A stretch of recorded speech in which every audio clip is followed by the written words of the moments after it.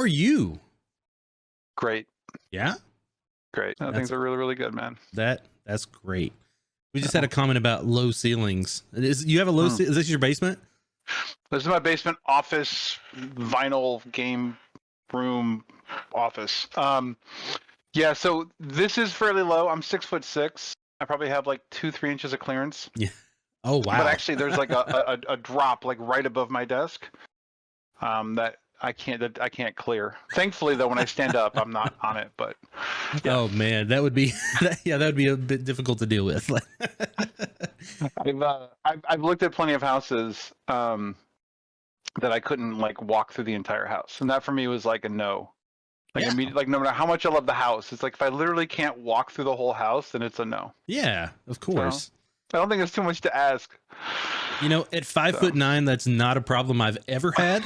Unless we're talking about walking through a dollhouse or something, you know, like. Well, okay, but some historical houses, some of those are like, this house was built in 1836, and it's like apparently everyone in 1836 was 5'5" and below. Man. Yeah. So somebody said, "Did you shave your head on accident?" Yeah. Oh my God. Oh man. Yeah, I'm really excited to chat tonight. For one, I love finding excuses for my favorite people to come back on the show. And we haven't, you know, we've obviously talked here and there over the last, year and a half or whatever, but doing this is always a different thing for me, right? Where we get to like really connect and talk shop and just, really kind of, forget about everything else for a while. And that's really awesome. And I really enjoy doing that with you. I miss our meetings at like, oh my God, in Champagne beer places, like that's our best place to have meetings. Yeah. And that's not, and so people who aren't familiar, like that's not a, like, we got drunk and nothing happened. Like we literally would have meetings and talk about topics and issues on the project and stuff like that, and work through stuff over beers at like local, at one of the many local bars in downtown Champaign. Yeah, there were plenty. There were plenty. Depending on just how far away from the office we wanted to get. But it was amazing, and some of the best memories I have from my time at Volition were just kind of hanging outside like the garden area of Quality, or even just like being down at Big Grove and noshing on a pretzel and just kind of chatting about shit and getting yelled at by rich people from around town. Yep, that was my like favorite hang time of my entire life. Like that was a time where I would just like. We would randomly get together, and it was like a regular thing. And it's so funny too, because a lot of people, if you don't drink at all, a lot of people will be like, that wasn't what it was about, right? It was about hanging out, and being comfortable and having great conversations. So yeah, really we had plenty of people who either didn't drink or couldn't drink that day or whatever, and it was there was a great sense of community and a great sense of like a really great studio feel, and it never felt like boys clubbish to me. It never felt like there was an inner circle. It was just like I hung out in those places with so many different people. Yep, absolutely. It was just great.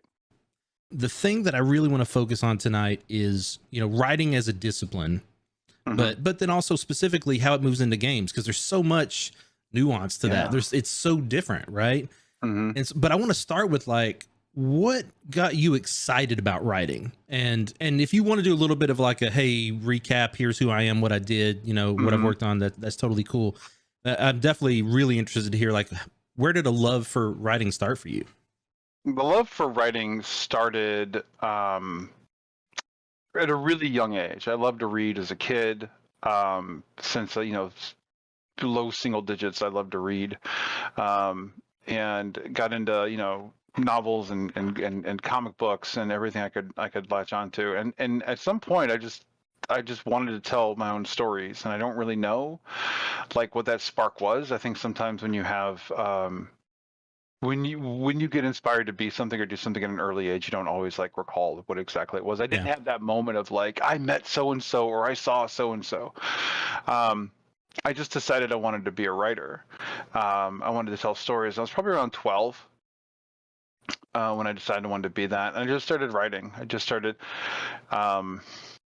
short stories and just spent a lot of time plotting out, epic 12 novel series that I never wrote. And I followed that into my teens and into my 20s, but I kind of at some point I got really interested in video games. So I've been involved, or I've played video games my entire life. I tell people I'm as old as video games, and I grew up with the Telstar and the kind of hard coded.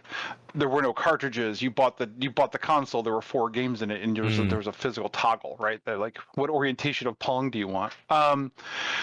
And then moved on to the Atari 2600 and Nintendo and all that. So I really grew up with video games and got to see them evolve, and I've stayed with them throughout my entire life. Yeah. There hasn't been a point at which I wasn't doing games. There were times where I was like more PC focused than console and so, but were you always been was it games. Encouraged? Like, did you have support through those things? Yeah. So like, my parents bought they're the ones that obviously bought the Telstar. They got excited about getting an Atari 2600 and they brought that into the house. I remember I was probably in 7th or 8th grade and my dad surprised me with 8-bit Nintendo and a copy of Ghosts and Goblins because apparently he wanted to punish me. All those early games, man. What's that? So hard. It was so hard. I was like, again, it was the Mario Party Duck Hunt like two pack. Mm-hmm. And I loved those, and then I loved Ghosts and Goblins because he knew I liked horror stuff. Like even as a kid, I loved horror, and so that was a fun little horror game. But yeah, always, they've always supported it, and they, supported me having a career different than theirs. They both worked in factories their whole life, and they kind of wanted me to pursue dreams, right? And so they were supportive of kind of my non-practical, non-pragmatic kind of dreams of doing more. And I remember, wanting to get involved in video games just one night, just being late at night, and I'm online and I'm looking at the Konami website and the Capcom website, and I'm like, oh man, I'm seeing these job listings, and it's like, how do I become someone who makes video games, right? And I had dabbled in like Unreal modding and stuff like that, like really superficially, like early Unreal, like what like came with Unreal. Yeah. Like I owned a copy of Unreal, right? The non-engine, and it included an editor, because I'm old, and so yeah, dabbling around with that, but and again, because real quick kind of career, who I am kind of thing. I didn't know how to do that, but I'd also played tabletop games, board games, card games my entire life, and I'd gotten into role-playing games in like early 90s, like 91 or something like that. So this is like 99, 2000. I'm in my early 20s, and I'm like, I want to do something more. I need to kind of like throw a Hail Mary. I need to do something. I need to change the trajectory of my life. And so I decided I can't make a video game. I don't know why I decided that, because people were. But I was like, I can make a tabletop game. So I decided to make a role-playing game. Okay. Called Little Fears. And I learned a lot. I learned a lot about tabletop game design and the practical aspect of printing and publishing and all that. And that came out in 2001 and was a bit of a indie hit, bit of a critical darling. And that got me noticed. And it ended up getting me noticed by people in video games, because there was a sweet spot of like I want to say probably from around 2001 to about 2005, 2006, where there were quite a few people that I met in the tabletop industry who are transitioning to video games. And there's I think a lot of reasons for this. I think some of it is like the people who were in positions to to hire for leadership positions, creative direction, creative leadership, design lead positions, had an interest in tabletop and had friends in there, and they were bringing them over. Yeah. But for whatever reason, there was this. I lucked out in a couple ways. I lucked out in that Little Fears came out at a time when there was a glut of D20 products, and people were looking for something else. And it also was the beginning of kind of the indie the indie surge in the tabletop space, the Yeah. role playing space. If people, I don't know if anyone here is going to be familiar, but there was a online forum called The Forge that fostered a lot of discussion about game design, especially in the independent space. And so Little Fears just it hit a sweet spot at a time where not only could it be a kind of indie darling and a critical hit, but it could also be a bit of a tastemaker and also kind of get noticed. So it was just timing. It was dumb luck. Yeah. And then the same of that, it hit at a time when the video games industry was like, hey, we should bring people over from the board games and tabletop, and I ended up crossing over as part of that. All right. That was also the time that like a lot of games like D&D were moving into the really moving into the video game space as well, right? With like Icewind Dale and all that kind of stuff was Neverwinter Nights and stuff like that. Like, yeah, and it was interesting because it's also that time for people who are video game historians, apparently. That's the time of like early MMOs, not really early MMOs, but like World of Warcraft, hit in 2004, right? And you had a lot of the design paradigms from tabletop being brought over to the digital space. And beyond PC, which they've kind of always been, because D&D is, the gold box games and stuff like that from the 80s. Like D&D has been in part of, the PC game discussion for 30 something years. Oh, yeah. And so, it was just a weird confluence of events. And it was also at a time when, kind of at a third layer, when writing started to become part of the discussion in video games. Because it's like it wasn't. Games had stories, but they didn't have dedicated, craftspeople. They didn't have writers. They had people like, the lead designer wrote it, right? And so it was just a weird kind of lightning strike situation.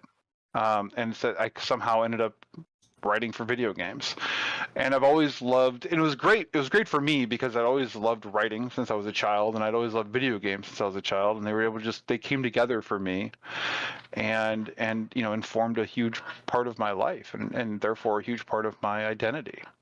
So I want to talk about tabletop a little bit because it's such a it's almost a 50-50 meld of writing and design, right? Like you have to understand both in order to like, I'm not a writer. Like I'm a very to the point writer. If I could write everything in bullet points, I would, right? I want to get the point across.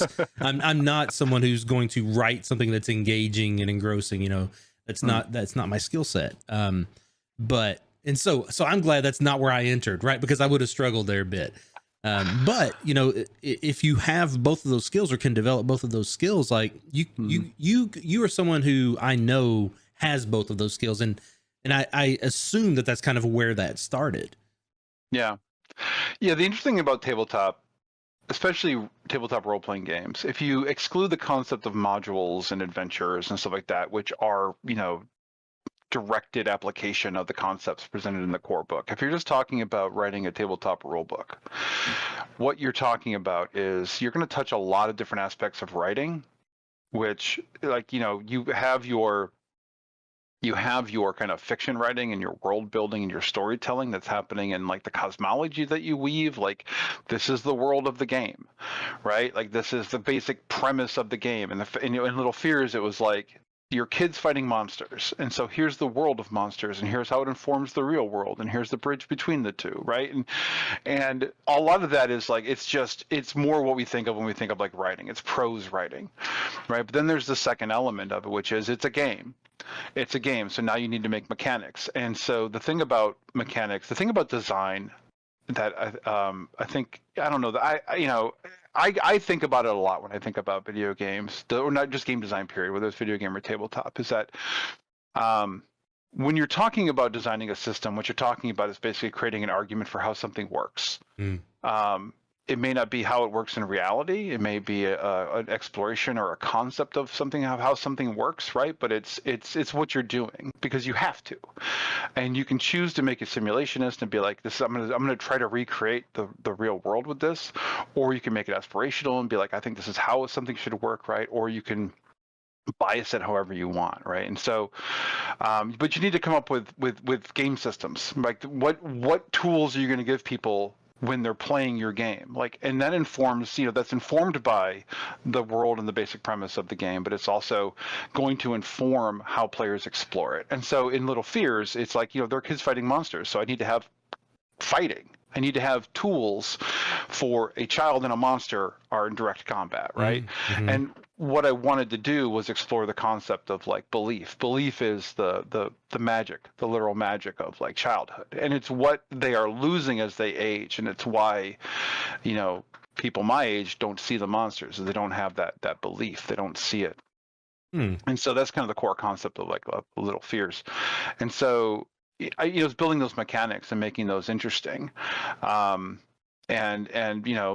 creating that argument for this is how things work in this world, and that's the design part of it, the system design part of it. But then you do the technical writing of I now need to explain this, and I can't explain it in prose. Like I can give examples in prose, but I need to explain it through technical writing because I need to walk people through how to actually apply these rules, when and where and how they function, right? And then there's the other element of I'm not giving you a game to play from A to B. I'm giving you the tools to make your own game, which is really the hardest thing about tabletop. Yeah. Like you can make the system, like the game system you make in tabletop is not going to be all that different from the system you make in video games. There are definitely differences in the expression. But if we're talking just about system design, they can be really close. And in fact, there are video games that use the D20 system that was built for tabletop. Yeah. Right? Because you're talking about verbs and percentages and randomizers and stuff. These concepts exist in both. So, but as a video game, you can be like, you're going to start at A and you're going to go to B. Tabletop, you do that when you create an adventure or a scenario or an episode, whatever you want to call it. But that core rule book is like, you've got to give them the tools to do this on their own. It's kind of like giving them, a game engine. Yeah. Yeah. That's basically what it is. You're giving them a game engine and be like, this is what the game engine does. And just like in video games, if you give me Unreal, I have the potential to make a different game than if you gave me like Game Maker or you gave me AGS, right? Yeah. Or you gave me Twine. Right? Like these, I can do different things with them. Yeah, that totally makes sense. So we got a question in the chat. What's the hardest part of adaptation of an existing story? In the case of Little Fears, you're building that system along with, your ideas of how that world works. Right. It's probably like, for me, the hardest thing is you have to create you've got to create the box in which your game is going to live in. It's the difference between something like Little Fears as a tabletop game and something like Savage Worlds as a tabletop game. And I love Savage Worlds, and I created a game world called Streets of Bedlam that used Savage Worlds. I'm a big fan, but they're kind of different in that the game system for Little Fears is built to basically do one thing. It's about to tell the story about kids fighting monsters against a ticking clock, where eventually they're going to lose their innocence and therefore not be able to see them anymore. It's about children existing in a world that doesn't believe them, that treats them like less than, but they still have to fight. Right, and they kind of have to have each other's backs. So that's the basic idea of Little Fears if we talk a little more heady about it. Yeah. Right, and so the game system is meant to do just that. But what that means is I'm making the conscious decision where it's like, you're not going to be able to tell this type of story. Or if you do, the game systems aren't meant to support it. You can tell it completely narratively, and maybe you could kit bash or home rule or whatever the game as written. But like the game is about kids fighting monsters and surviving, kind of fighting, like pushing against an overwhelming tide. Savage Worlds, or GURPS, or whatever your favorite generic system is, they're built to handle all scenarios. Right, they still have their own perspective. They still have, in the expression of those systems, they still have their own ideas. So they're not like completely bland, or at least they shouldn't be. And that's one of the reasons I love Savage Worlds, is it's not bland. but they're meant to be like you can kind of do anything. Yeah. You know, and they need to account for that. Like in Little Fears, I don't have chase rules. Like there's no hopping in a car and you know Fast and Furiousing off you know the Burj Khalifa into a helicopter. Like it's just, I don't have any rules that handle that. Savage Worlds does. Yeah. You know, but at the same time, it's like you need to, you know, to do Little Fears with a game with a system like Savage Worlds, you need to add subsystems to get to that same place. So with Little Fears, is that what is your thoughts on someone? Trying to think of the right way to ask this. Mm-hmm. There's a chance that someone is going to want something like that's not provided, right? Mm-hmm. So you as a creator, is your thought like how do you think about that? Like, do you encourage people to expand that? Do you give them any tools to do that? You know what I mean? Like because you're you know, when we think about when we're making a game, we have an audience we're making it for, right? Right. And we sometimes completely forsake other audiences because that's not our, you know, our core audience. 100%. So it seems like that's a kind of a similar scenario here where you've built it for a particular thing, but maybe someone wants to do something else with it. Yeah, so that's a fantastic question because like, you know, I'm providing the box, but I'm also kind of providing the hammer to destroy it with. Understanding that you're gonna break it. And so the original Little Fears, I do nothing. Like if you read the original Little Fears, like who the fuck wrote this? Like who designed this? Like you know what I mean? Because it's like your first game, right? And you're like, oh my god, I can't believe people play this. And so when I did the second edition, Nightmare Edition in 2009, I was a better designer. I knew more. You know, I understood design better. So, but you know, in both cases though, it's about like there's a core mechanic, right? Like it's not a system of specialized mechanics. There are specialized mechanics, but there also are general mechanics, right? And so in tabletop, often in a lot of games, you will define a character. Everyone will play a character, and those characters will have basic attributes, and you will have some kind of mechanical system for them challenging themselves, whether it's intellectually or emotionally or socially or physically, right? It's the whole like roll to hit, right? That's the basic expression of that. And so you have a basic mechanic that will cover most scenarios, right? Like if a kid wants to jump into a car, it's like, all right, you have basic attributes. You have a table, you have a die system to roll dice, compare number, like, and then it's kind of up to the fiat of the game master to determine like, okay, well, this is how hard it would be for you as an 8-year-old to be Dominic Toretto, right? And so it's there, but what's lacking is hard guidance on how to deal with changes in elevation or velocity, right? That some games will get into, because some games will get very nuts and bolts about like, oh yeah, so you turn the steering wheel 15 degrees and you're traveling at 85 miles per hour at a 32 degree incline, blah blah blah, right? Like that's not the game I made, so you're not going to have that kind of support if you want to get real nerdy about it. Yeah. But it exists, but it's also accepting that it's going to be a little more Goonies, right? Like it's not going to be Top Gear. It's going to be Goosebumps. Right? A little more Goonies. That's interesting. I've never heard someone reference that way. I like it. So, all right. So let's talk. You went from this into video games. Mm-hmm. Tell us a little bit about what that was like, but then also like how does that transition happen, and then what was your kind of overall thought process about here's what my skills are, here's how they translate. Mm-hmm. Do I see deficiencies, like what was your kind of initial thought process moving into games professionally? My first initial was I'm so excited to be here, right? Yeah. Like I can't believe I'm sitting at the adult table, kind of a thing. Which that's honestly the number one thing I try to like push down on people who are new to video games is don't be so in love with it. It's awesome. Video games are awesome. You are a toy maker. It is a great place to be. but also it's a job. Right. And that means a lot of things. I think a lot of people think like it's a job, like it's all negative. No, there's a lot of positive to that as well. Personally speaking, it's like I knew nothing. I had pulled back the curtain and oh my gosh, there's someone controlling the wizard, right?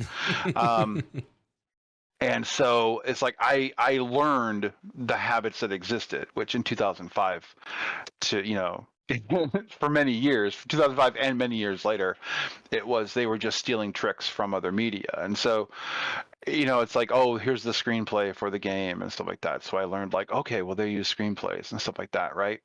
And then I started working on other projects and other studios, contract gigs and stuff like that. And it's like, oh, they're using spreadsheets, because it's better integration with the tool sets and stuff like that, right? So the first many years of my career was just kind of looking around at like, oh, this is how things are. Right, like these are the tools they use, and these are the software they use, and this is the kind of mindset they have as far as story in games, right? Which is very like the traditional story in games is play game, here story, play game, here story, repeat credits, right? And over time, as I got more familiar with video games and started to think more critically about video games and story in games, and stopped being so in love with how things are done and started thinking about how things should be done. I started to see a lot of deficiencies in video games. And so that's kind of my, I started to develop a passion for storytelling in video games because of how bad we are at it. And that's not to say the content of the quality of it. Like we are past the point where we can have conversations about, is writing in games good? Like it absolutely can be. There's tons of games where it's fucking amazing, right? And there's tons of games where the cinematics are incredible, right? And there's tons of games where the immersion is on point. Like we are past that conversation. And if you are still having it, then you are not familiar with video games. Right. And that's the end of a conversation, right? Like play more games. Yep. Absolutely. And I have a list of recommendations. Like we're doing incredible work when it comes to the quality of storytelling in video games. The conversation we need to move into now and need to really start having, and we're having it in pockets, and we're seeing small innovations in the AAA space. We're seeing larger innovations in the indie space because it's a safer it's a safer batting cage, right? Is how should video games be telling stories? And there's no one answer. It's a question with 1,000 answers. But that's really the conversation we should start having. Is how do we leverage what's unique about interactive media and its potential for telling story. And that's kind of really where like I have a high level of interest and passion for that conversation. And so what I decided I needed to do, one of the things that I think, one of the things I tell writers and people who are interested in writing for video games is learn how to write everything, literally everything. Don't come in here thinking like, I love screenplays, I love writing movies. It's like we're past those days. Like there are some studios where that's kind of how they format their overall story, but it's like that's not what we're doing here. And you learn how to write screenplays, learn how to write character bios, learn technical writing, learn how to write snappy ad copy, right? Like learn how to write a 2-line description that gets people excited about spending 3 XP on this perk. Yeah. Right, because that's what you need to do. And learn how to write everything, literally everything, because video games are weird chimeras. Yeah. Like they There's so much happening in video games, and this is true in writing, this is true in design, this is true in art, right?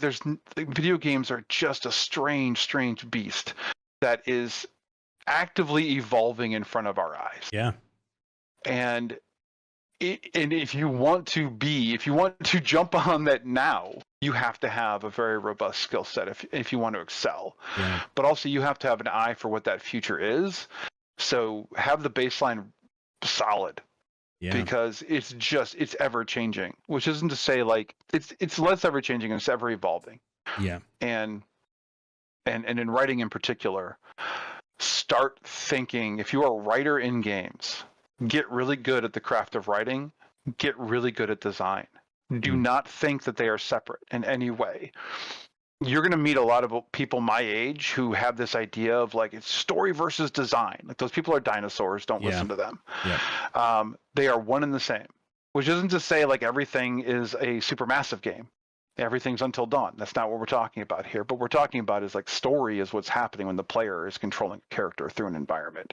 Story is what's happening when they're advancing their character tree. Like story is integral to every aspect of it, but most importantly, writing is going to move in some games.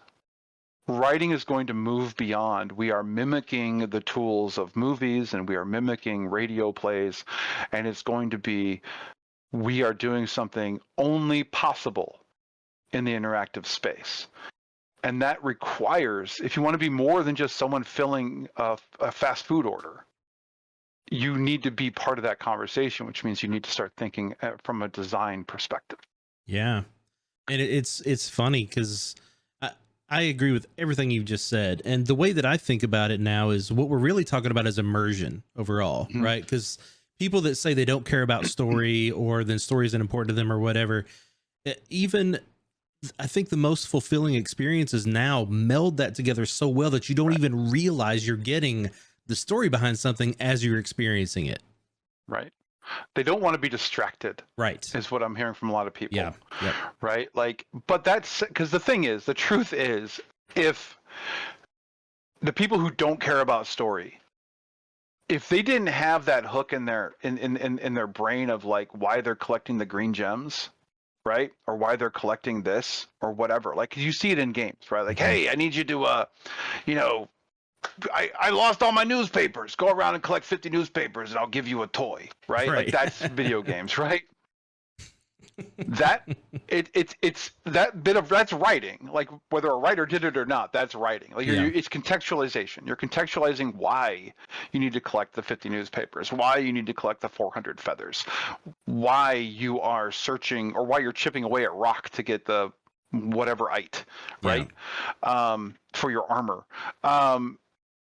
That you're helping people kind of parse a lot of different systems, because otherwise you're just looking at, you're collecting currency A for reward 1. You're collecting currency B for reward 2. Like in the code, that's what's happening, right? The context, providing some level of context to it is what's going to make it sticky in people's brains. To be like, oh, that's right. I need to do this for the armor. Even though it's like, no, what you're doing is like interact with these points and you'll get a defense buff. Yeah. Right. But like that kind of context is super important. So and I would say like 99.9% of the time that's important to the people who are like, I don't care about story in games. Yeah. It's like you just don't want to be distracted. You're not interested in watching a movie while you're playing a game. You're not interested in reading a novel while you're playing a game. You're not interested in having a 1940s radio drama in your ear while you're playing a game. And I understand that. But you care about story, probably in a way you don't really understand or like, or a way you're being dismissive about. Yeah. And I think, when you're talking about that immersion, like, it's such a huge part of it. Like some of the best storytelling in games doesn't have a dialogue to it. Like I think of like the Arkham games and going into an area and you start to understand like, oh, the Joker's been here. Like this is like a Joker hangout. You start seeing real weird shit on the walls and you see like TVs with weird static and neon laughing signs and stuff like that. Like there's a great element of storytelling happening there, of world building happening there. It doesn't have any dialogue to it. And that's one of the reasons that it's like a lot of people need to be storytellers. The writing team can be the kind of hub that all the kind of narrative elements flow through, but it's like, you need to have everyone invested in the overall story of an experience. And yeah, it's just not about being distracted. And I think you're going to see a couple different veins, because I think video games right now is kind of a meaningless term, because really like without some concept of genre, like what is video games, right? Like it's too broad. Yeah. It's like saying movie. It's like if I ask someone, do you like movies? And it's kind of a dumb question. It's like it's too big. It's too big. Right. Like you saying yes doesn't mean anything to me. It's like, well, what type of movie do you like? Right. Right? Because it's like you may only like Werner Herzog films, and it's like, all right, cool. I guess we're not going to go see, the next Marvel movie.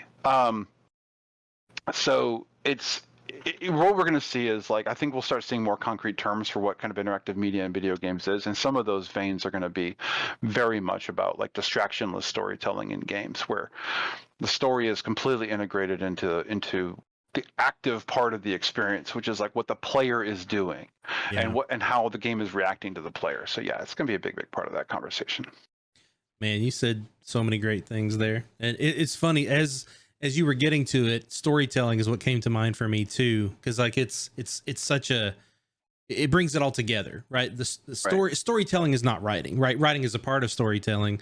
Storytelling is more about the experience, right? Stories have been told how many different ways over time, and I love that part of it. I want to jump back for just a second though, when you're talking about learning different types of writing, learning all these different things.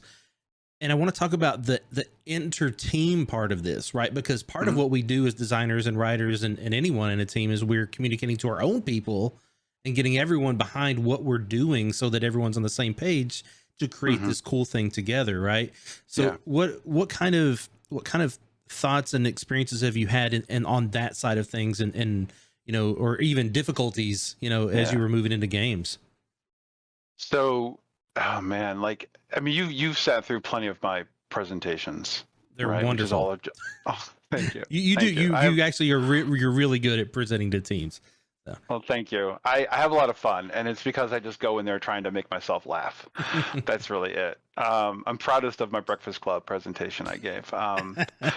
But yeah. So, oh man. So, look, I'm going to say something that's blatantly obvious, which is writing is communication. Yeah. Right. And communication is the most important thing in video games. It is more important than literally anything else in game dev. Because if there wasn't communication, no video game would happen. Period. Yeah. Except like the video game where it's one person doing everything. It's absolutely essential. Yeah. And what that means is, like, everyone needs to be good at communicating. But writing will often deal with less tangible, more heady concepts than other disciplines.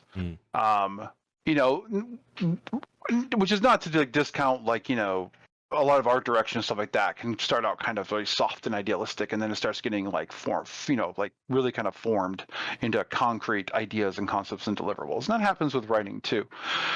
But, writing often will be called on to, you're going to talk about the overall world. Or the characters, or the concept of the game in kind of a larger, like, again, headier kind of idea or format, because what you're doing is ultimately trying to inspire a group of people, right? Like, if your job on the writing team or in the creative team, however it's packaged, right, for that studio, your job is to sell people on the big dream of this game.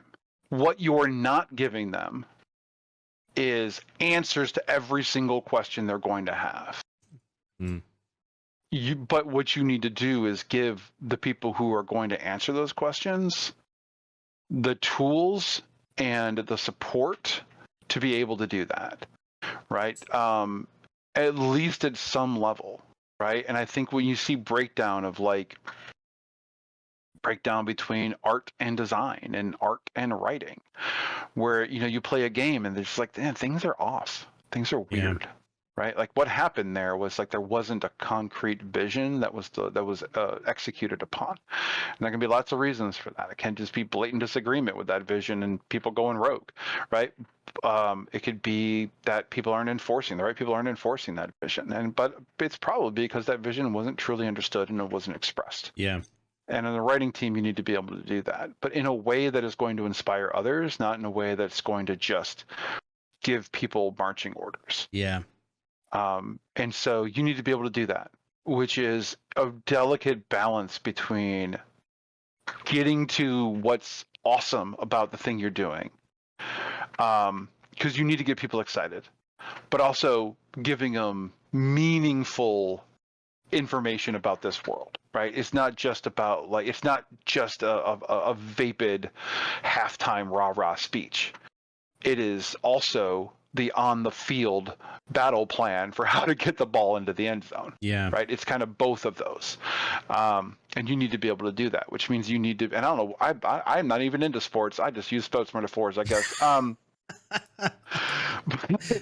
But you need to be able to do that in a way that is, again, just it's going to get people excited. And it's like kind of, to speak about like the presentations. One of the things I loved about the presentations, and God knows I've given a lot, is it's an opportunity to inspire, right? And it's an opportunity to reignite a fire in people, because and a lot of, especially as games get bigger, more complicated,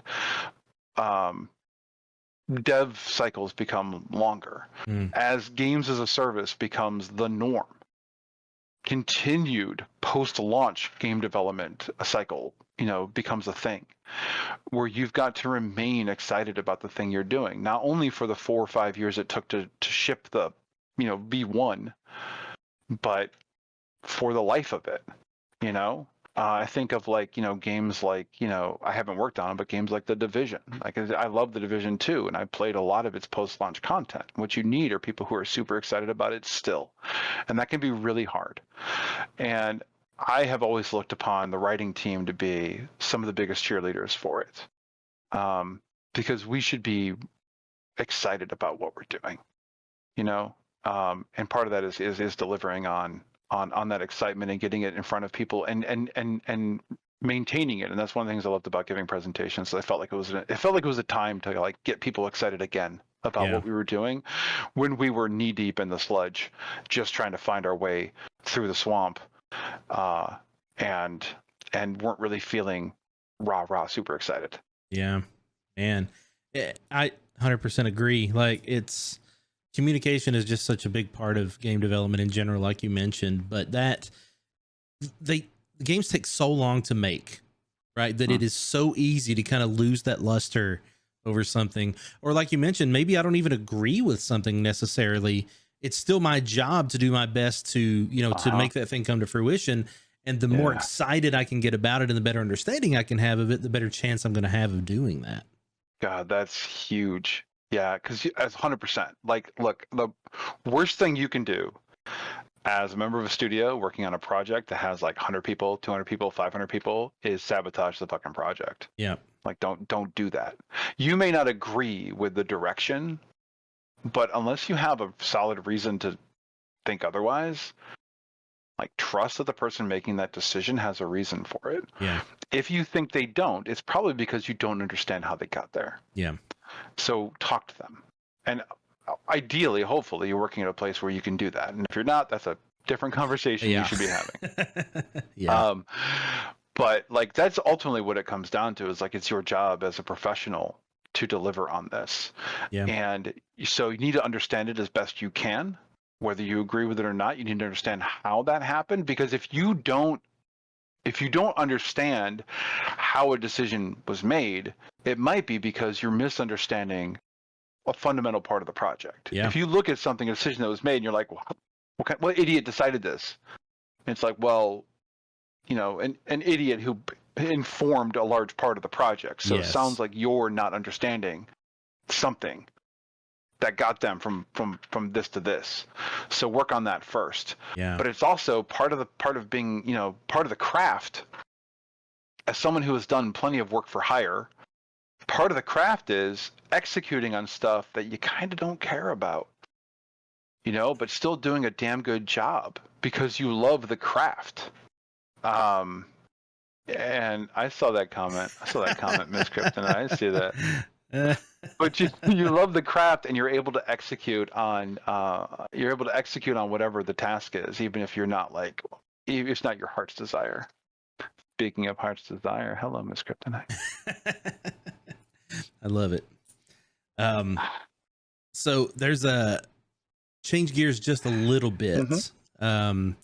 One of the things that you and I talked about that we want to make sure we talked about here is how games take from other media, right? Because we've talked a bit about how, there's similarities, there's things that overlap, but Like, what are your thoughts on kind of how we have traditionally and maybe even continue to pull things from other media that maybe even aren't the right way to do things, but it's just the way that they've been done?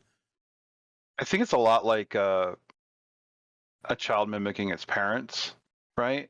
And then eventually you learn how to do things on your own, and there are things you carry over and you retain from your youth, and there are things that you decide don't work for you. Right? And video games right now are kind of in an adolescent phase. There was no language for how to tell story in video games. There was no great concept for how to tell story in video games for a very long time. And so when it came time to tell story in video games, people looked at how stories were told. Right, and that's how we ended up with cinematics. Like cinematics are just an accepted part of video games, and it's like, someone at some point early in the history of video games had to decide we're going to stop everything and play a movie right now. Right, and that's something I think people don't really think about. Like someone made that decision.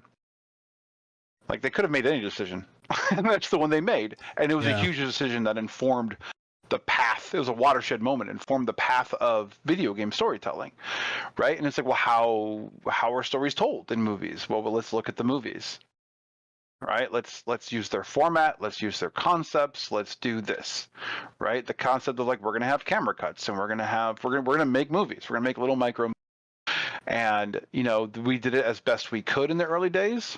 And we have grown to try to push that path. And the concept of like getting over the uncanny valley, fidelity, have more robust camera controls and like that. Like that's all built with this idea of like, let's make movies and games. Right. And then there's the concept of like audio logs, right? It's like, well, we need a way to tell story as a reward for collectibles that is like, we're not just stopping. We don't have the time for it. We either don't have the time, budget, or it's not worth doing a movie. So let's just do an audio, right? Yeah. And that's a radio play. That's what you're doing. You're doing a radio play at that point, And so you're learning that, and you can draw parallels to early radio plays. Some earlier radio plays were just one person telling a story, right? And like that's it. They're just reading that. And some were more robust productions where you had a dude with a sheet of metal be in the rain outside, and it's a very similar thing, and that's what we were doing. And then we have like tomes of lore. It's just writing. It's it's kind of it's diary, right? But it's a lot of times, but it's writing. And so that's what we're doing is we looked at other media and like how are they telling these stories, and we just stole from them. And then we started to think more about interactivity, and we were like, what if there's player choice, right? And so when people think to this day, 2022, when we talk about player choice, people are like dialogue options. And it's like, yeah, it's a good one. Yeah. That's a good one, right? It's a very evident player-facing thing. So when we're talking about Mass Effect, and we're talking about how close you are to sleeping with that alien, that's what we're talking about, right? Like, did you pick the right dialogue? Did you make the right decisions? Are you gonna fuck that alien? Like, that's player choice, right? So,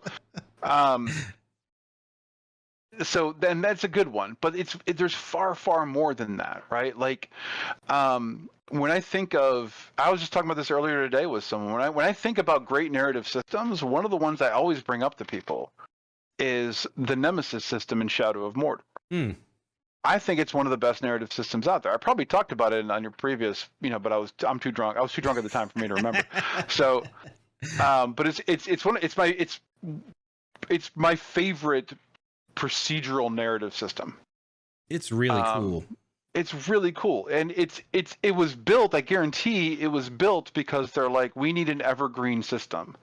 We need a way to repopulate the open world, and we need a way to extend our golden path, right? And so it's like Nemesis system. What if, right? And the whole dream of the chessboard came. I'm editorializing. I have no idea how this actually happened, but in my head, that's how this happened.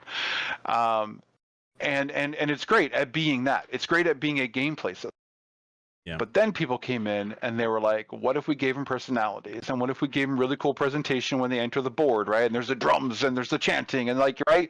And what if we gave them lines that spoke to the history you had with them. Yeah. Right? Where they were calling back to like, wait, I killed, you're like, I killed you from the bush. That's what you're thinking. Like, I stabbed you.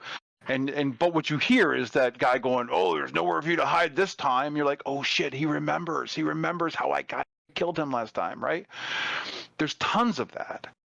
And it's like, that is a beautiful story happening there. It's a simple story, but it's a beautiful story. And most importantly, it is a story unique to me.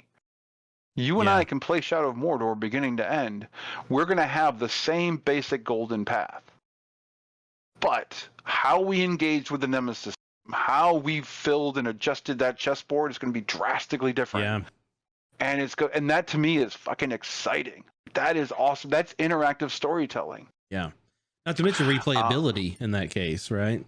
Right, because it's like I'm going to learn a different story, and it's not that I'm going to choose different dialogue options. It's like I'm going to engage with the game how I choose to engage with the game, and it makes me feel like I'm part of that world. And for the people who are like, I don't care about story, it's minimal distraction. Yeah. There's a couple camera cuts of like, oh, here so-and-so's entered the battlefield, right?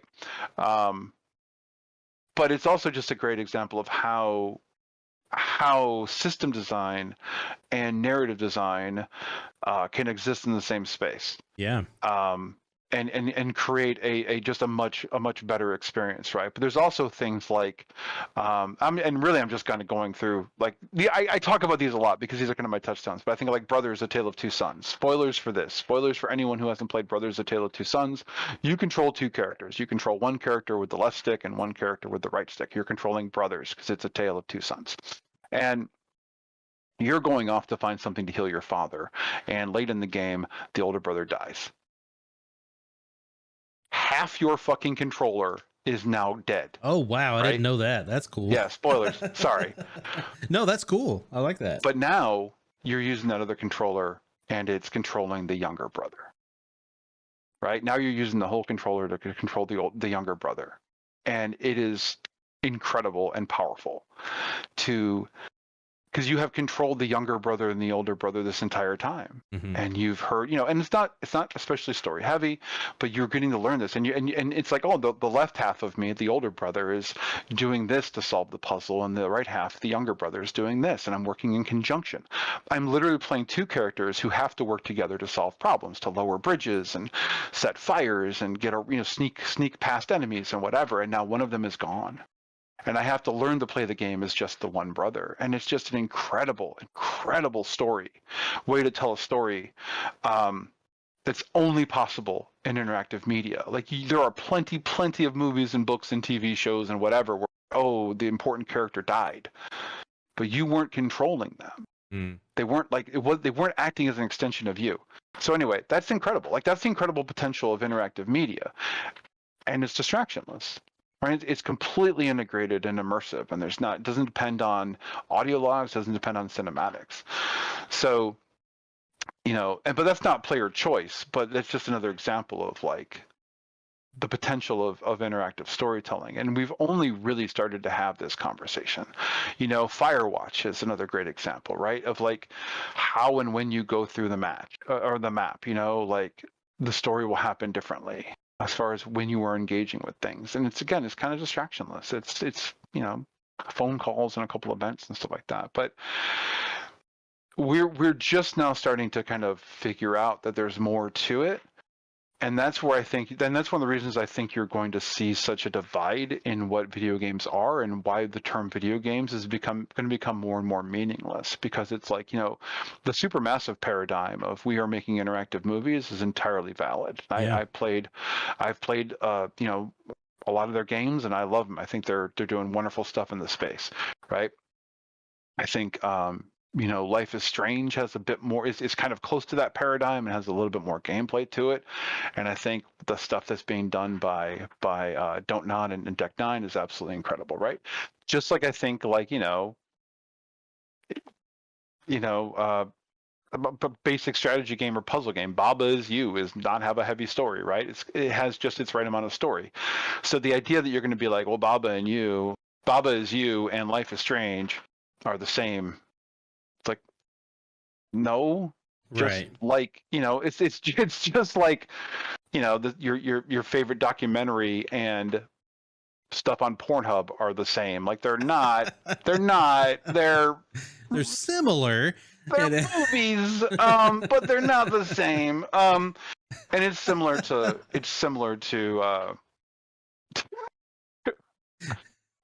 what's a Twitch stream without a Pornhub reference? But it's similar to that. It's similar to that conversation, right? Of like, it's the term doesn't mean much anymore. We're beyond the days of like, is it Mario or is it Zelda? It's like we're having much bigger conversations now. And even Knights talk about Zelda, right? The storytelling that happens in Breath of the Wild, right? Like it's almost like it's almost like an expansion of like the Firewatch stuff, but at a much grander scale, right? There's just there's a lot of conversations to have about storytelling in video games, and we're really just starting to have that conversation. And it's something I think we need to encourage, and it's something I want to explore. Well, I want a lot of exploration in. It's easier to do in the indie space because they're indies, right? Like especially the ones where it's like this is three people in a studio apartment working on a game together, right? And it's like they come home from their day jobs and they're doing this because they're they don't have $100 million budget on their back, being like, you better return on investment or you're fired. Right. When you have that, when you have $100 million, when you have, at stake or more, when you have 4 years of development, when you have a 200-person studio at stake, the room for innovation is smaller. Yeah. Because the conventional wisdom is the audience wants what it already has, but new. Yep. Right? Which there's some validity to that. Absolutely. Like if you look at sales, like there's validity to that. Yep. So you see smaller innovation, safer innovation in a way. And sometimes by safer innovation, what I mean is they're taking something from the indie space and doing it themselves. Mm-hmm. Right? Because the indie space has already proven what worked or what didn't. And so it's a safer play. Yeah. But the biggest swings are most certainly happening in the indie space, I think. It's always been that way, right? Always. Like, and I think back to games film, like, right? Yeah, exactly. I think back to games like Limbo, like things that were just so unique and different, and no big studio would have ever, put the time and money into something like that, because it's like you said, it's a gamble, it's a risk. Yeah. And the bigger the studio is, the more now we've got shareholders, we've got, profitability that is the main driving factors at a lot of big companies, and it's tougher to innovate. You're right. Yeah. But what I would love to see, like, look, I mean, there's the blue sky 100% aspirational part of me that is like, I would love to see a huge budget game that is all big swings. It's not going to happen, and I understand that.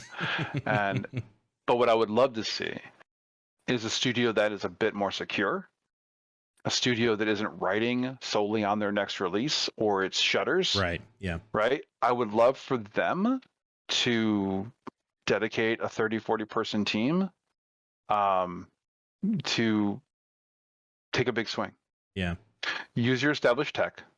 Like if you're a big studio that pays a lot of money, you've got really good talent, and you're not letting them innovate in that space in that way. Like, not to say you're not innovating, but you're not innovating in that space probably, right? Yeah. Let them innovate. You have top talent.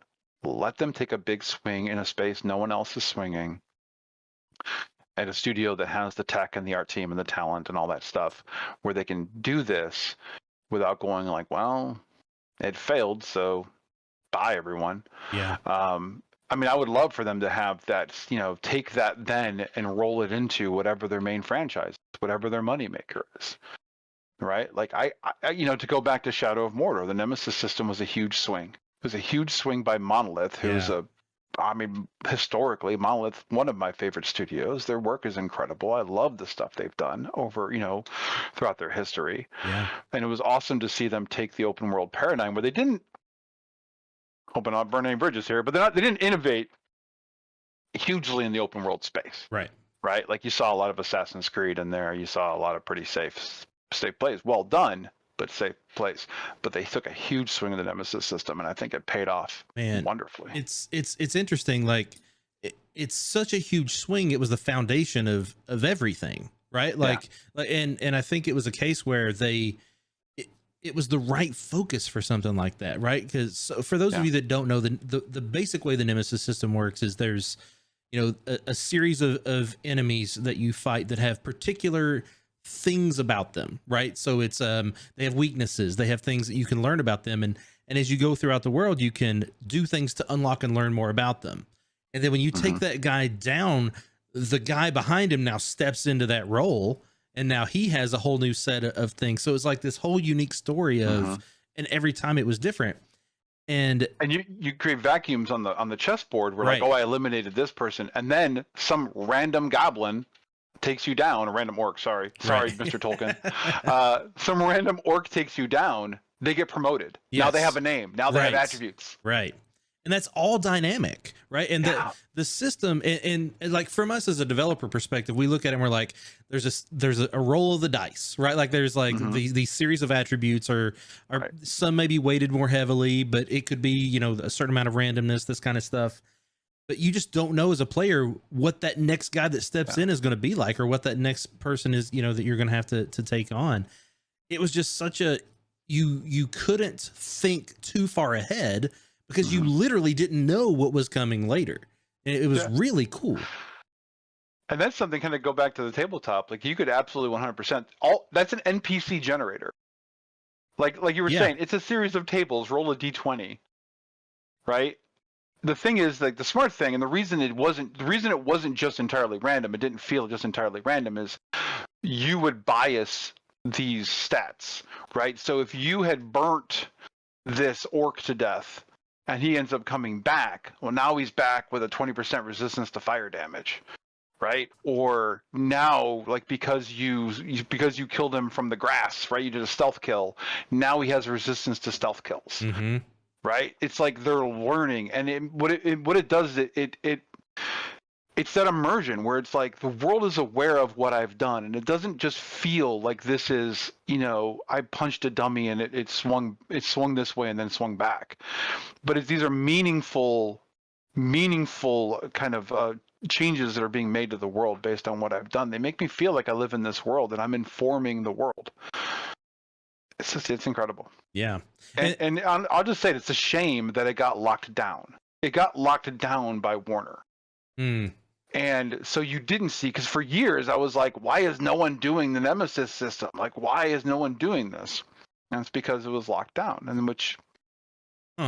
now, by locked down, do you mean it was like patented or whatever, like lawyers latched onto it? Okay, got you. Right, of like, we need to protect this thing, which is why you didn't see a meaningful advancement in the Nemesis system until Shadow of War. But what you did see was the mercenary system in Ubisoft's what was it, the Greek one?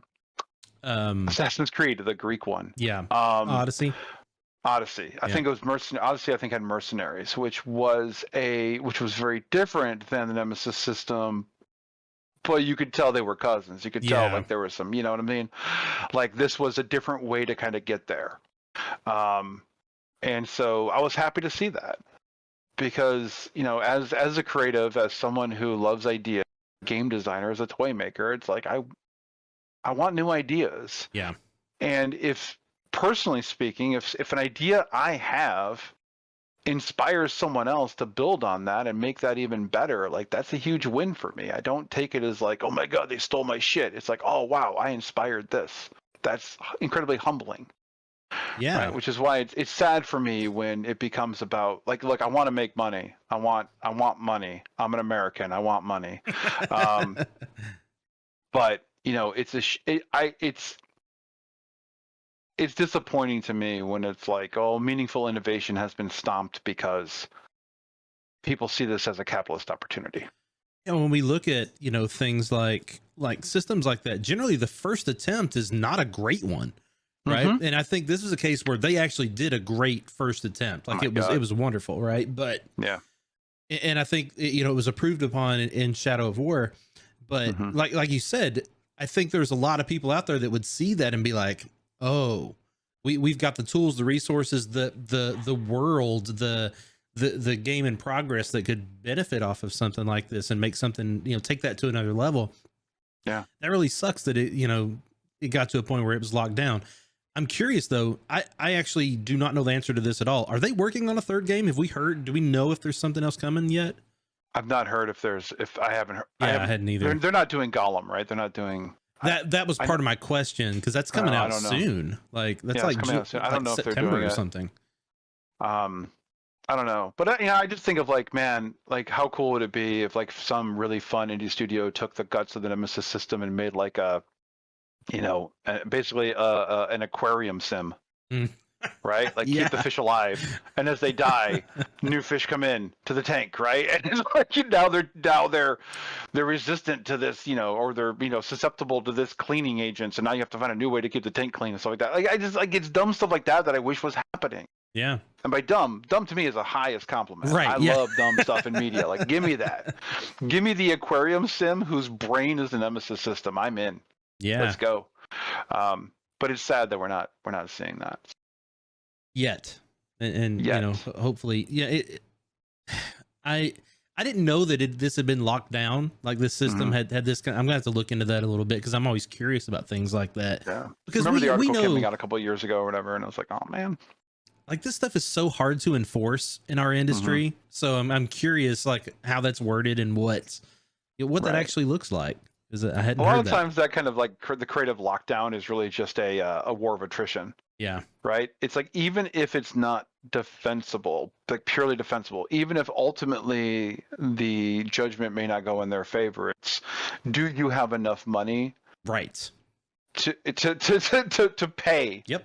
For the time it will take for this to go through to trial. Yeah. Right. Or for a decision to be made. And that's kind of just the sad state of the American legal system. It's terrible.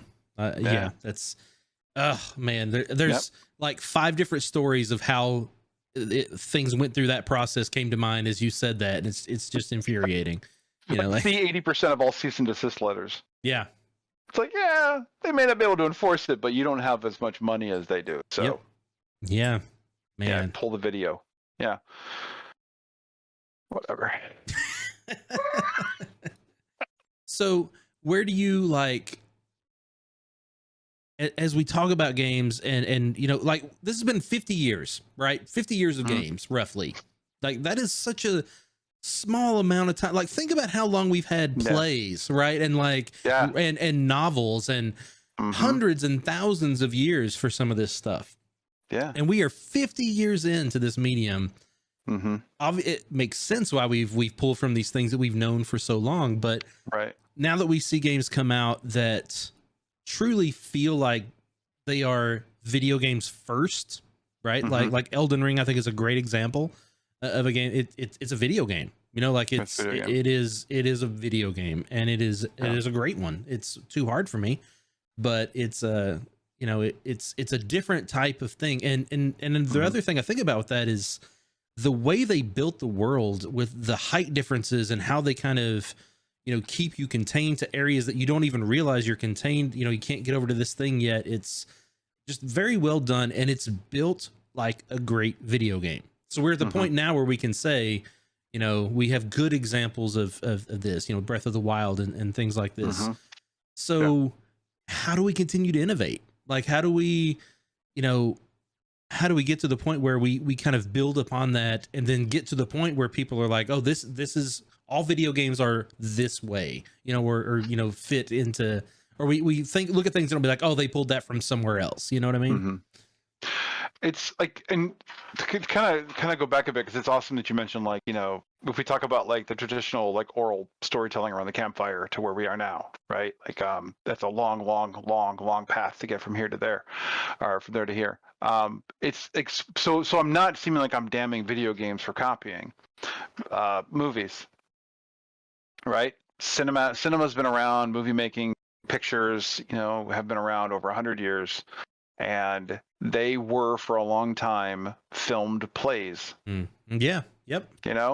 They knew what they knew. And then someone early on, but someone eventually was like, wait a minute, what if we stopped filming, moved the camera, and then started filming again, and then taped the two together?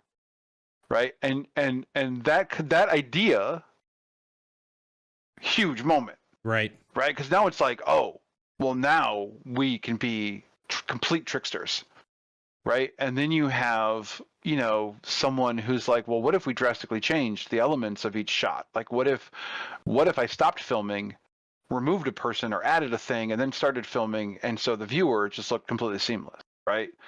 Of like, oh, this person was, talking, like these two people were talking, and then all of a sudden one frame change, two different people are talking, right? It's like you start to see like, oh, they're learning what this medium is and how it's different than its ancestors, right? And so you had, I forget his name, was it Millier or whatever, like the guy who did like the, the tomato can or the thing in the moon's eye and stuff like that, right? Like he was a huge innovator. Yeah.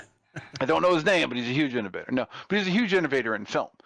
And he learned that filming, even like, because theater already had plenty of tricks to fool the audience, and it had its own strengths as far as how to tell a story for an audience, right? In a way, like, until video games, there was no interactivity with the movie until William Castle came along, and that's its own thing, right? That's its own kind of innovation in film. But it's a similar thing of like what you need are those people who start to understand what is unique about the medium. Just as people started to understand how film was different than plays, and that you could, different in like, it could do a lot of other things, but then it was lacking in other ways. But started to learn is the strengths and weaknesses, started to learn the language of the medium and what was unique to it. We need that same thing to happen in video games. And again, we're seeing it in those small spaces, but really what you need is you need people who are able to dissect video game or to dissect interactive systems. Right? And so when I mean that, it's like everything from like what is being asked of the participants, right? Like whether it's like you need to speak or you need to move a certain way, you need to do whatever, right? You need input. That's what's interactive. It's like there's input and there's reaction. Right. Action and reaction. That's the basis of interactive media. But there's so much more happening there, right? Because it's like how are the participants being prompted to act? Right, that's a huge thing. A lot of times it's like, oh, it's a button prompt, or it's a UI, or it's some guy saying, shoot the helicopter. It's like, look at that, examine the prompt, examine anyone who. I taught a class over the summer. Basically, is this on critical game analysis. Basically, how to view what the game is asking and how it's reacting to it, and that tells you what its priorities are, right? So it's like, how is it prompting you to do something? What is it asking you to do? How intense is it asking you to do it? How is it reacting? How grand is the reaction? And then how does that kind of loop, right? And it's like what you're going to see is you kind of take one system and you break it down into a bunch of individual nodes. You're going to see opportunity where that interactivity can start to tell a story.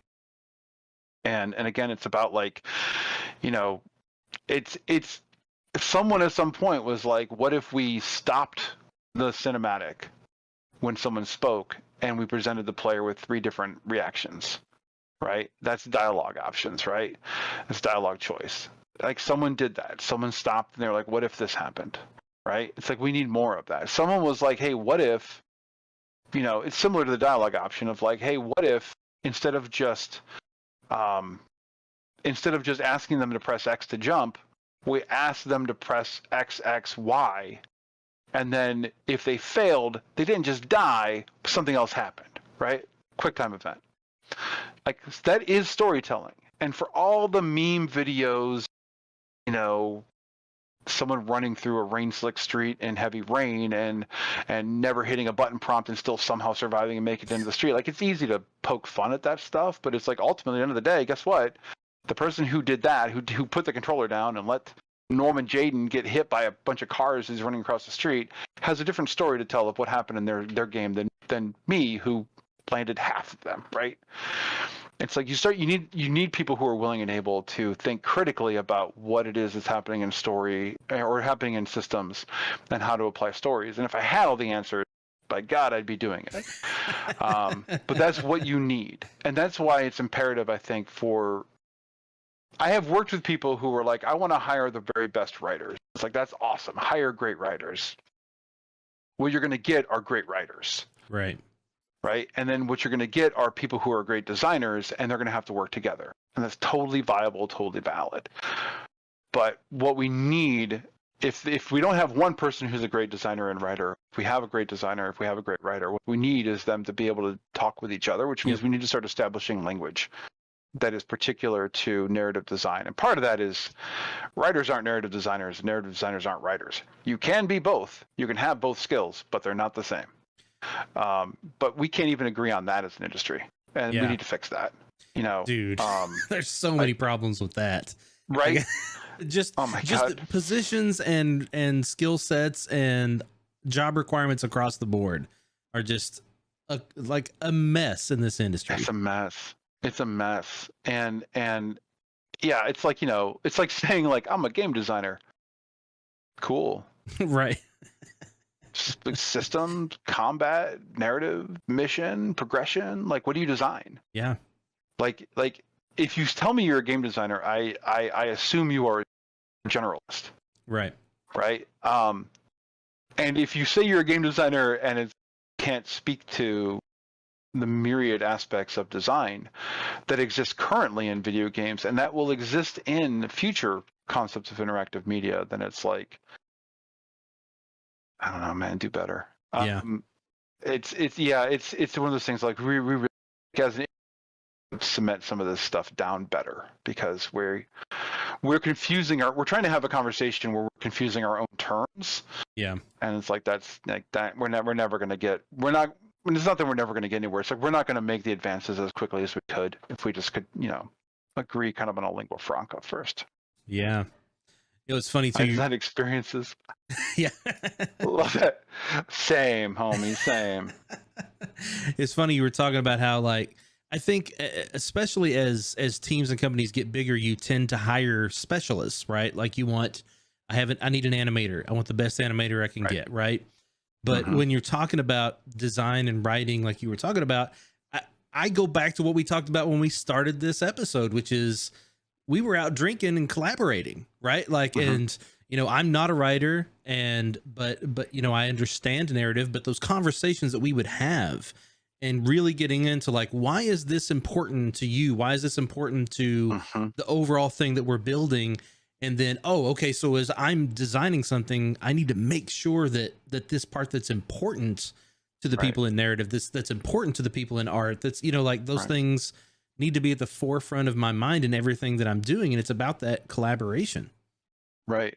And collaboration is the key. Like every project is going to have its different priorities, and that, you need to rely on whoever the vision holders and project management is to make sure the priorities are correct, right? As far as like, as far as the experience, like what is going to inform more of the experience, right?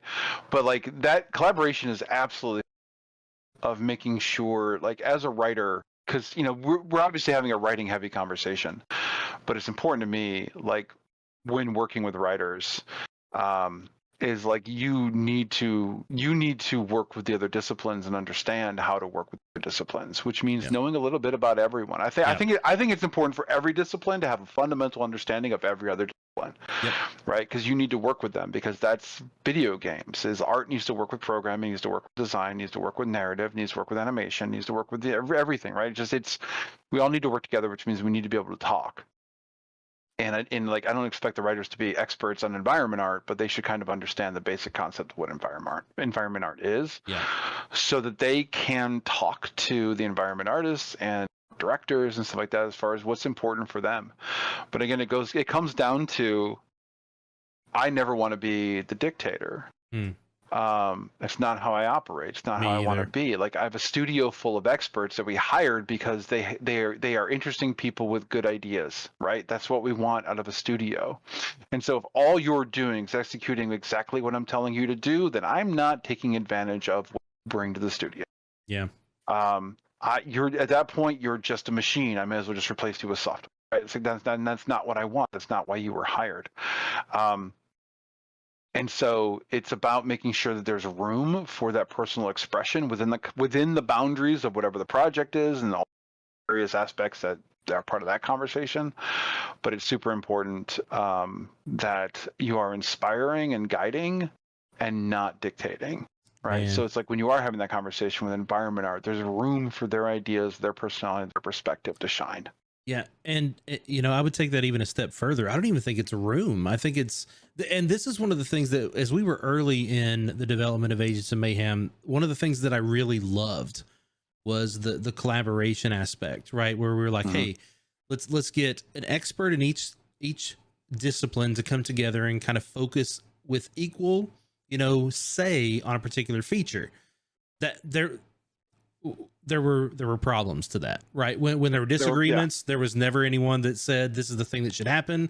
There were definitely problems, but I think there were really good things when it was like an animator could say, this is what I think is important. This is what I could contribute. This is how I could make this thing cool. When, and that stuff is really important when you're thinking about people being experts and that cohesiveness being something that comes together to make something special. Yeah, I think you're absolutely right in both the strength and weakness of that. And I think really where that is happening, but ultimately there's a decision maker, or at least a better expression of like kind of project priority and goals. Yeah. And so I was just talking to someone yesterday about this, but kind of like my leadership style has, over time, when I'm working with other people, is, it ultimately, like, you were making a game, decisions need to be made, things need to happen, right? Like the art team may need a decision made by Thursday, right? So it's like, okay, all right, or the mission team needs a decision by Monday, or they need whatever, they need one of these two, whatever. They need choices. They need decisions. That's ultimately what we're doing in video games, is making decisions. And communicating them. That's video games. There's the magic. Is I will say, this is what we're going to do. Right? Like so they need a concept for this mission to get from this point in the story to this point in the story, whatever. Okay, this is what we're going to do. Unless someone comes up with a better idea. Right, so I kind of provide like the fallback, the fail-safe. Like, this is what we're gonna do. And really, what I'm doing is I'm not presenting like I'm not intentionally anyway presenting a bad idea. I'm presenting something I think works. Yeah. But really, what it is, it's a challenge to everyone else involved to do better. Like, beat that. I love that. And I want them to do that. It's kind of unexpressed, but I want them to do that. Give me a better idea. Plus one this idea. Or get to the same thing it needs to get to a totally different way. And what I found that does is, I'm not sweating the fact that no decision has been made, because it's like, look, we can always do this thing. Right. There's a fail safe, right? There's a fail safe, right? It's doing what it needs to do, but also there's, hopefully inspiring other people, because some people will see it as a challenge. Some people will see it as like a canvas or a coloring book that they can add their own stuff to. And that's great. That's exactly what I want. Right. And what I've also found, though, there are some people who are like, well, decisions are made, I guess I'll just, and it's like, no, okay, that's a different part of managing people. But yeah, that's kind of how I approach things now. It's like, I give the fail safe. That's really interesting. I think that's something that I need to kind of adopt into my philosophy, because I'm very much here's your box, right? Because like the thing that I love to do is be like, here's our overall goals, here's our overall like projections, here's the things that we need to develop, right? And here's kind of the initial vision, I guess I should say, and then hand someone a box to work within, right? And be like, hey, I want you to go wild inside of this box, right? And if we need to expand the parameters of this box, that's okay too, right? But we just need a place to start. I want you to have that creative freedom inside of this. I want you to do the things that you know how to do. I'm not a micromanager at all, right? I'm much more of a like, here's our general vision. We kind of all are on the same page of where this is going, right? But this is the thing that I want you to excel within. But I generally currently don't give that kind of baseline idea. And the thing, and what I love about that is it reminds me of the time that I was at Oddworld, where what we were constantly doing was each person would see what everyone else was doing, and we would try to one up each other. And the whole thing was like this friendly, competitive rivalry where it was all in love. It was all in making the game better. Where we're like, oh, you did that. Oh, I can do something better than that. And it would spark ideas, right? And that iteration is what we continue to build. And that's what you're talking about. It's a really good kind of combination of those two things. Thank you. Yeah. And what I have found greedily, selfishly as the lead is I get more ideas to play with. Right? Because people are pitching me because they want to be, they want to be the person who provides the answer. Right? So it's more fun and just, as a lead to be like, oh, we totally could do that. Or we could take that from this idea and mix it with this idea and whatever, right? And like fix things. And it just becomes a really fun, I don't know, I love ideas. That's why it's why I wake up in the morning, right? It's why I create stuff. I love ideas. And I want new ideas from people and new ideas in my games. That's what I want. So. It's funny. I wake up and say what I love is problems. I love to solve problems.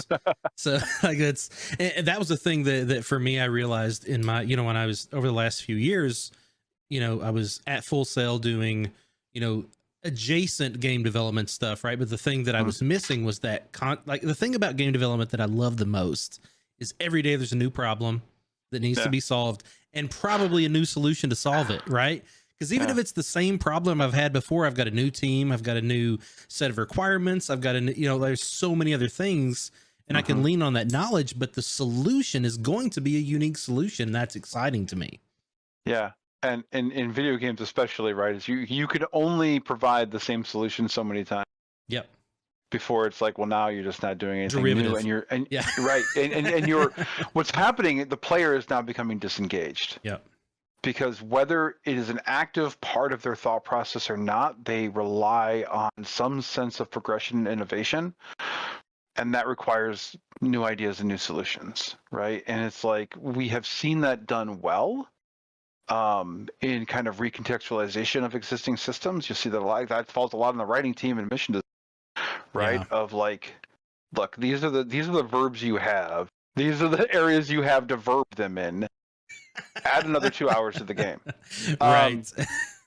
It's like, all right, well, but also like we have seen it done poorly in that like we're adding completely new verbs 25 hours in, and it's like, well, this feels like something I should have had 2 hours in. Right. I'm not against learning new stuff, getting new toys 25 hours in. But when it's something you're like, why didn't I have this early? Yeah. That's a bit of a kind of as a gamer. So. Well, even think of it from a development standpoint. We often get late in the process and realize there's a change we need to make. Right. Yeah. And that's tough because it's like, how didn't we foresee that? But it's so iterative. And that's something that people outside of this that have never been through this process often don't understand is we come in with our best ideas and our best plan. Mm-hmm. By the time we get to the end, it's like at best 50% of what we initially thought it was going to be. Yeah. It's funny because when you first started talking about that, I was imagining kind of a toothpaste tube where it's like making a game isn't just starting at the end of the toothpaste tube and squeezing all the toothpaste out, right? It's like, no, there are people just coming in, just squeezing random parts of the tube, getting toothpaste out. And you're like, I have to make this, I have to smooth this out. And it's just like, it's so. Suddenly there's another opening in the tube and you're like, wait a minute. Right. Right. Which is to say, it's not like, for those, because that's a weird analogy, but for those, to make it a little more concrete, it's like, it's not that the problem is like, oh, we found a problem at the beginning. And now we found a problem here, here, here, here, here, and here. Oh, good. Now they're all fixed. Right. Like these are not sequential issues. These are like, we found a problem here. Okay, we found a problem here. We found a problem here. We found a problem here. We found a problem here. And as you provide solutions to the problem, that can change and inform everything that came before it, everything that came after it, which might include you just created the problem here. Yep. Like your solution in the 18th hour just fucked your third hour.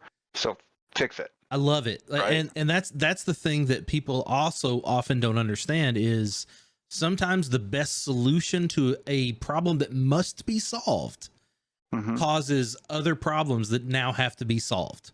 Right. And you're gonna be annoyed. You're gonna be angry at those. But you're exactly right. It's like this solve is the big win. Yep. And you just bought yourself 3 weeks of fixing smaller leaks, but this was the fucking gusher that needed fixed. Yep. And it's like, it's one of those things of like, sometimes you don't know you're building a house on toothpicks until you've built enough of the house where the shit starts to wobble. Yeah. Right. And you're like, oh no. And it's like, look, you can keep going, but you know the answer is to fix the foundation. Yeah, man, the later in the project that happens, the harder it is too. Right. Because we get to a point where we're like, you know what? We have our plan. We've got 6 months left. We know what we needed to do to fix this game, but there's this problem that has to be solved this way, which means we have to now course correct some portion of the game to make sure that we fix that problem. But you have to do it. And this is why sometimes we delay games. This is why sometimes we have to crunch more at the end. Because we don't do that because we just on a whim want to do something. It's almost always because there's a problem we have to solve. Yeah.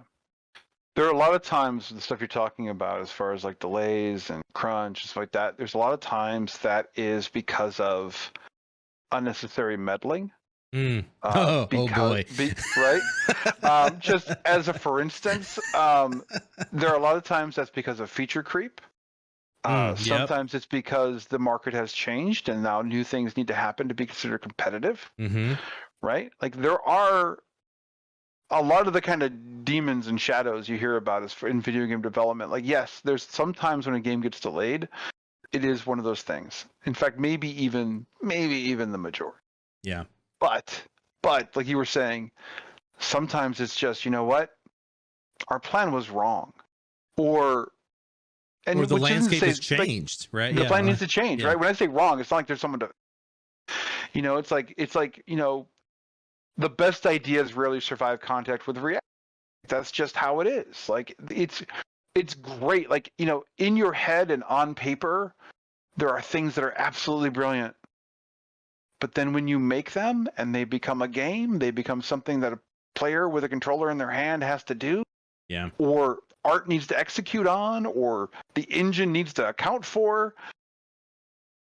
Shit breaks. Shit doesn't work. It's not what you want. There's even, and this is the one that people have a hard time dealing with, a good idea that's not right for this game at this time. Fantastic. Absolutely.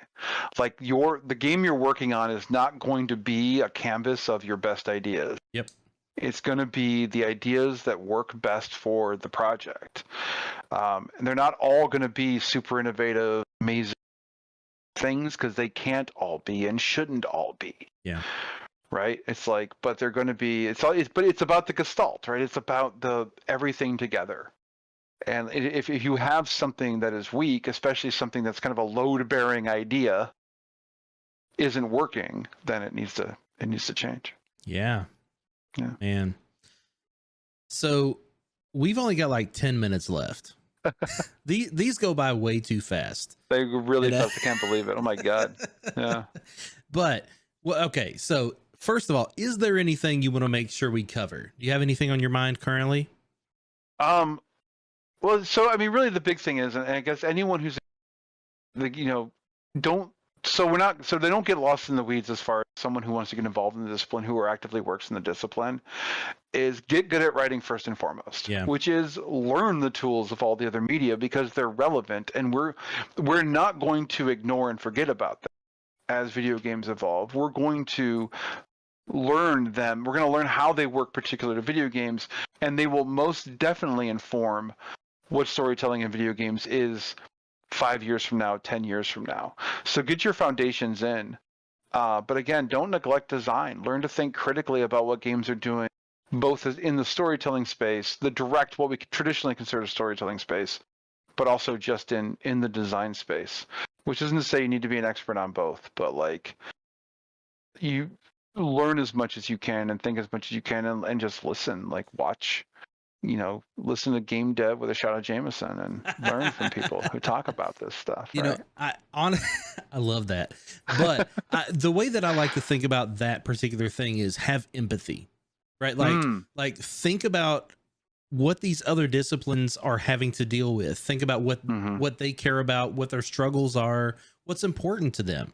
Because if you even have and this is just in life, have empathy, right? Like just in general, learn to have empathy, and that's going to help you across the board. But in game development, this is one of the things that early on really helped me kind of, make a name for myself and kind of put me in a position where I could continue to grow, because I was constantly talking to people about what's important to you. What are you struggling with? What about this idea? I can see on your face you're struggling, right? Like you've got something on your mind. Let's talk about it. Why is this frustrating to you? What would you prefer? Like those conversations, they take no time at all. To get an understanding about what someone else that you're working next to cares about in the thing that you're doing.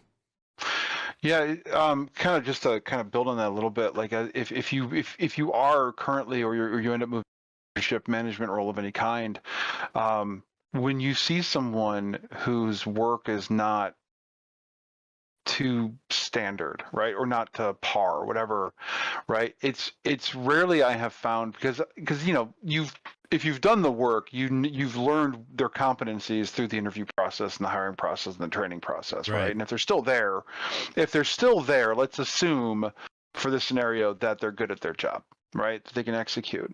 So if you find that people are not doing the work to the standard that the project is demands, or is asked of them, then it's almost certainly not the ability. It's usually not the ability, right? It's some other aspect. They're hitting some other hurdle, some other issue. It could be personal, it could be technical, it could be that they are disengaged from the project or don't understand the project. And so, the worst people in management are the ones that open the door and go like, why are you fucking up? Do better. Right? Those are the worst people. Don't work with those people. Don't encourage those people. Just don't. I'll just say it. Don't. Fuck those people. Like, I don't like them. Like, they need to learn to do better. They're the ones who need to do it. Have empathy. Understand that the reason people aren't doing it is probably not because they're awful at their job. Yep. Right? It's something else is happening, something else is forming. Give them the benefit of the doubt. Like that, like you were saying, have empathy in life. Give the benefit of the doubt in life, because lacking empathy and being the hard ass, all that does is it saps away empathy from other people, and you end up just creating a nation of hard asses who went to the school of hard knocks or whatever bullshit they're putting on fucking trucks these days, right? Like, stop, be a good person. Be a good person. What a good person. What a simple yet often misunderstood sentiment, right? Like it's so easy to be selfish, right? Just in general, you're always concerned about yourself. The second you take the effort to realize that person also feels the same way about their self that you do about yourself, like that is an eye-opening experience. And that thought process has allowed me to create some of the best friendships that I've ever had in this industry across discipline, because we've connected in a way that you don't always get to, I think in friendship and in family and in love, like, empathy is absolutely paramount. Giving the benefit of the doubt is absolutely essential. And I think, it's just, for me, it's kind of the guiding light of, like, I've had to have really hard conversations with people I didn't want to have conversations with. But I find that if I'm kind of led by empathy and love, then life is easier to navigate. I would say that it always will be. And we're talking life lessons now too. Look,